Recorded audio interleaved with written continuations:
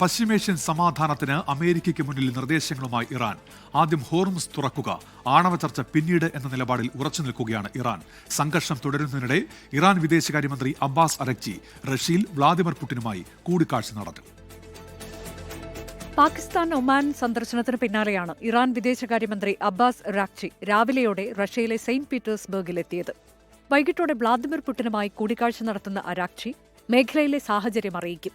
പുടിനുമായുള്ള കൂടിക്കാഴ്ച മേഖലയിലെ സംഭവവികാസങ്ങൾ ചർച്ച ചെയ്യാൻ നല്ലൊരവസരമായിരിക്കുമെന്നും റഷ്യയുമായുള്ള കൂടിയാലോചനകൾ പ്രാധാന്യമുള്ളതാണെന്നും അബ്ബാസ് അരാക്ചി പറഞ്ഞു. അതിനിടെ സമാധാനത്തിനായുള്ള പുതിയ നിർദ്ദേശങ്ങൾ ഇറാൻ അമേരിക്കയ്ക്ക് മുന്നിൽ വെച്ചു. മധ്യസ്ഥരായ പാകിസ്ഥാൻ വഴിയാണ് നിർദ്ദേശങ്ങൾ. ആദ്യം ഹോർമുസ് തുറക്കുക, ആണവ ചർച്ച പിന്നീട് എന്ന നിർദ്ദേശമാണ് ഇറാന്റേത്. ദീർഘകാലത്തേക്ക് വെടിനിർത്തൽ നീട്ടണം, അല്ലെങ്കിൽ യുദ്ധം സ്ഥിരമായി അവസാനിപ്പിക്കണമെന്നും ഇറാൻ ആവശ്യപ്പെട്ടു.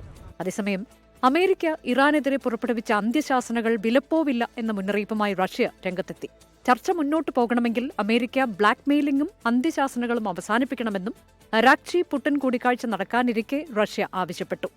അമേരിക്ക ഇറാൻ രണ്ടാം ഘട്ട സമാധാന ചർച്ചയും അനിശ്ചിതത്വത്തിലായതോടെ ബ്രെൻ ക്രൂഡ് ഓയിൽ വില ഉയർന്ന് ബാരലിന് $107.35 എത്തി.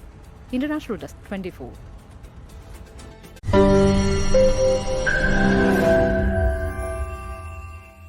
ലോകത്തെവിടെയായാലും ഏത് സമയത്തും 24 വാർത്തകളും ഓഗ്മെന്റഡ് റിയാലിറ്റി പാക്കേജുകളും എക്സ്പ്ലെയിനറുകളും വിശദമായി കാണാൻ ഞങ്ങളുടെ യൂട്യൂബ് ചാനൽ നിങ്ങൾക്ക് സബ്സ്ക്രൈബ് ചെയ്യാം.